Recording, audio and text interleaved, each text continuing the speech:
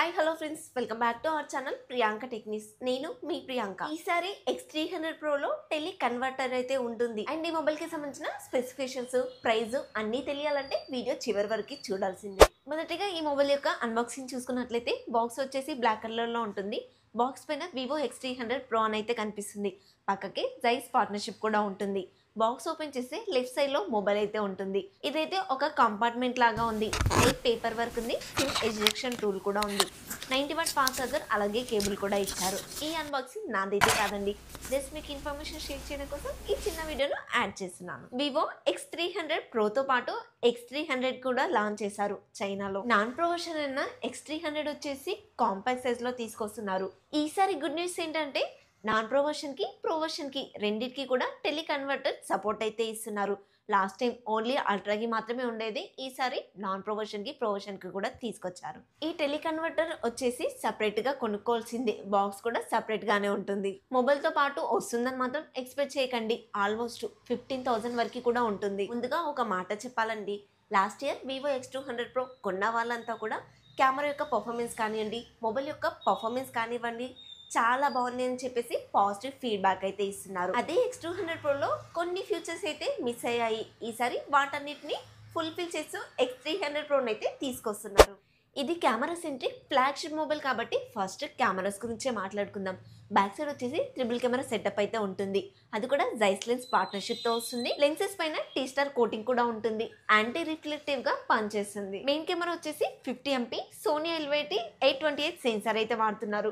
అది కూడా gimbal OS stabilisation తో వస్తుంది. వీడియోస్ అనేది చాలా స్టేబుల్ గా వస్తాయని క్లెయిమ్ చేసుకుంటున్నారు. అండ్ పోర్ట్రేట్ వీడియోగ్రఫీ మోడ్ కూడా ఉందండి.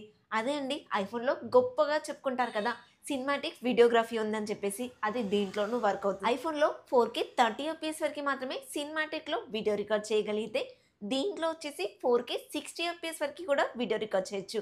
అది కూడా HDRలో.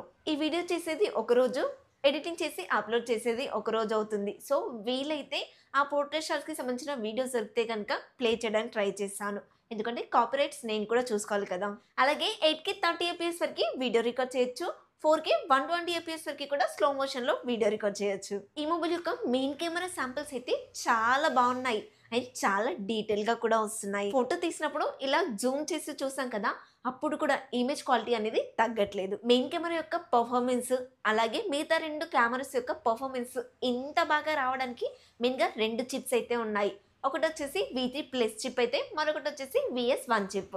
VS1 అనే చిప్ X200 Ultraలో చూసాము. ఇప్పుడు X300 Proలో కూడా ఇస్తున్నారు. ఈవెన్ కెమెరా క్వాలిటీ కూడా X200 Ultra లాగానే ఎక్స్పెక్ట్ చేయొచ్చు. అదే రేంజ్ లో కెమెరా క్వాలిటీ అయితే ఉంటుంది. Second camera 50MP. ఇది కూడా సామ్సంగ్ వాళ్ళ JN1 సెన్సార్ అయితే వాడారు. దీని క్వాలిటీ కూడా బాగుందండి. పెద్ద సెన్సార్ ఇచ్చారు కాబట్టి డే అండ్ నైట్ టైమ్ లో కూడా మంచి క్వాలిటీ తోటి ఫొటోస్ అయితే తీస్తుంది. థర్డ్ వచ్చేసి 200MP పెరిస్కోపిక్ సెన్సార్ అయితే ఇస్తున్నారు.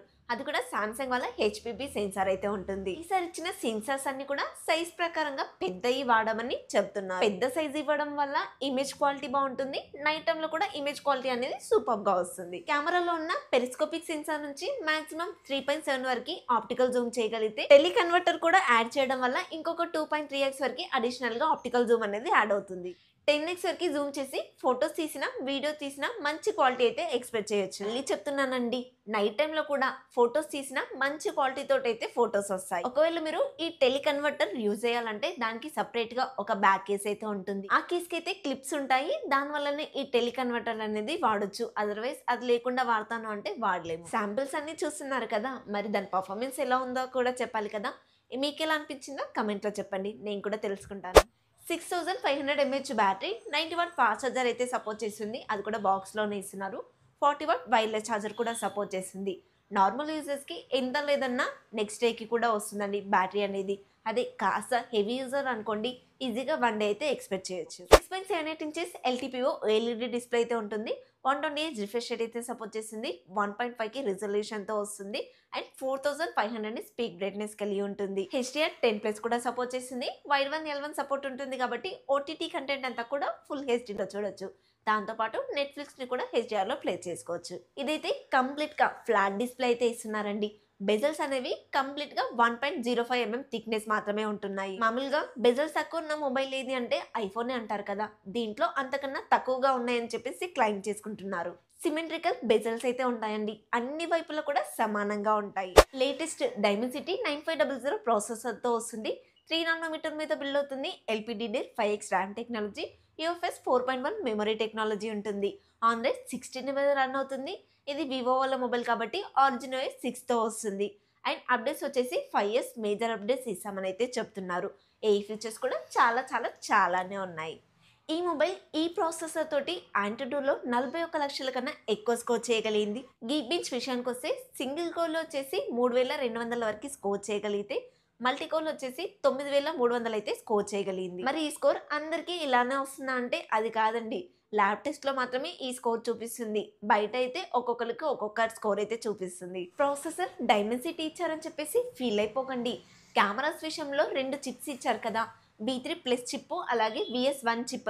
దీనివల్లనే కెమెరాస్ అనేది ఇంప్రూవ్ అవుతాయి, క్వాలిటీ కూడా సూపర్గా వస్తాయి. లాస్ట్ ఇయర్ X200 సిరీస్లో కూడా లాస్ట్ ఇయర్ వచ్చిన డైమెన్సిటీ ప్రాసెసర్లో ఫ్లాగ్షిప్ ప్రాసెసర్ వాడారు. ఈసారి కూడా అదే ట్రిక్ వాడారండి. ఇప్పుడే కాదు, ఎప్పటికీ ఇదే ట్రిక్ వాడుతుంటారు. ఎందుకంటే వాళ్ళు డబ్బులు సేవ్ చేద్దామని, మనే కాదండి, వాళ్ళ డబ్బులు సేవ్ చేసుకుందామని. బిల్డ్ క్వాలిటీ చూసుకున్నట్లయితే ఫ్రంట్ వచ్చేసి కంప్లీట్గా ఫ్లాట్ డిస్ప్లే అయితే ఇస్తున్నారు. చుట్టూ ఫ్రేమ్ అంతా కూడా అల్యూమినియం ఉంటుంది. బ్యాక్ సైడ్ కూడా గ్లాస్ ఇస్తున్నారు. మొబైల్ యొక్క సైడ్స్ కూడా కంప్లీట్ గా ఫ్లాట్ ఎడ్జెస్ అయితే ఇస్తున్నారు. చూడడానికి ఐఫోన్ లాగా అనిపిస్తుంది. అంతేనా, ఈసారి కార్నర్స్ కూడా రౌండెడ్ గానే ఇచ్చారు. సేమ్ ఐఫోన్ లాగానే అనుకోండి. కెమెరా యొక్క బంప్ అయితే కాస్త పెద్దగా ఉంటుంది. ఎందుకంటే ఈసారి 200 MP సంబంధించిన పెరిస్కోపిక్ బాక్స్ ఉంటుంది కదా, దానివల్ల బంప్ అనేది పెరుగుతుంది. In display finger print censor ఉంటుంది. అది కూడా 3D అల్ట్రాసోనిక్ అయితే వాడారు. డ్యూయల్ స్పీకర్స్ ఉంటాయి. సొంత సూపర్ ఆడియో టెక్నాలజీ అయితే వాడుతూ ఉంటారు. IP6869 complete water and dust రెసిస్టెంట్తో వస్తుంది. బ్లూటూత్ 5.4 టెక్నాలజీ, వైఫై 7 మీద రన్ అవుతుంది. NFC సపోర్ట్ చేస్తుంది. IR బ్లాస్టర్ కూడా ఉంటుంది. దాంతోపాటే USB Type-C 3.2 టెక్నాలజీతో వస్తుంది. లైవ్ స్ట్రీమింగ్ లాంటివి కూడా హ్యాపీగా చేసుకోవచ్చు. 8mm థిక్నెస్, 226 గ్రామ్ వెయిట్ అయితే ఉంటుంది. ఇది కాస్త బరువే ఉంటుందండి. ఎందుకంటే అల్యూమినియం ఫ్రేమ్ ఇదంతా వాడరు కదా, అందుకోసం వెయిట్ అయితే పుట్ ఆన్ అయింది. మీకు ఎక్కువ జూమ్ చేయాల్సి వచ్చింది అనుకోండి, అప్పుడు ఈ టెలి కన్వర్టర్ కూడా వాడాల్సి వస్తే ఇంకా వెయిట్ కూడా పుట్ ఆన్ అవుతుంది. ఫైనల్ గా ప్రైస్ చూసుకున్నట్లయితే చైనాలో మిడ్ వేరియంట్ ని ఇండియాలో ఒకే ఒక్క వేరియంట్ కింద అయితే తీసుకొస్తారు. అది కూడా 16GB 512GB. 16GB 512GBని చైనాలో 75,000 అయితే పెట్టారు.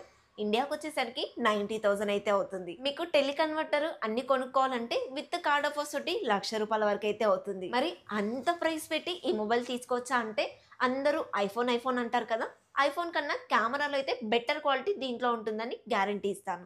అండ్ మేజర్గా ఇండోర్ కండిషన్లో, లైట్ తక్కువగా ఉండే కండిషన్లో ఐఫోన్ అయితే ఈ మొబైల్ ఖచ్చితంగా బీట్ చేసేస్తుంది. మీకు న్యాచురల్ ఫొటోస్ కావాలి అంటే కుదరదు, కానీ మీకు ఇలా ఫోటో తీసి ఫేస్బుక్లో కానీ ఇన్స్టాగ్రామ్లో కానీ అప్లోడ్ చేసుకోవాలంటే ఇది బెస్ట్ మొబైల్ అవుతుంది. ఈ మొబైల్ పైన నా ఒపీనియన్ చెప్పమంటే, కెమెరా కోసం ఎవరైతే మొబైల్ చూస్తున్నారో, వ్లాగ్స్ తీస్తాను అనుకుంటే కనుక ఈ మొబైల్ అయితే పర్ఫెక్ట్ ఆప్షన్ అవుతుంది. ఇది వాళ్ళది మన వీడియో ఫ్రెండ్స్. ఈ మొబైల్కి సంబంధించిన స్పెసిఫికేషన్స్ మీకు ఎలా అనిపించాయో కమెంట్లో చెప్పండి.